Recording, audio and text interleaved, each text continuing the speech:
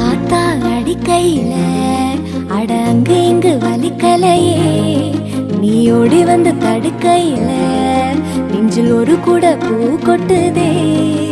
சுக்கியா பாறையில ஒரு தும்ப செடி பூத்தது போல் ஏதோ மனசுக்குள்ள ஒரு இறப்பச தட்டுப்படுதே.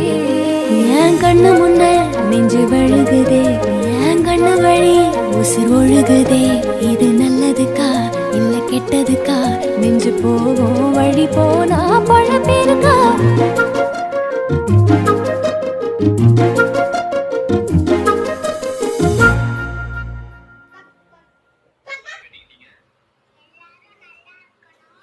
சூப்பரா இருக்கா?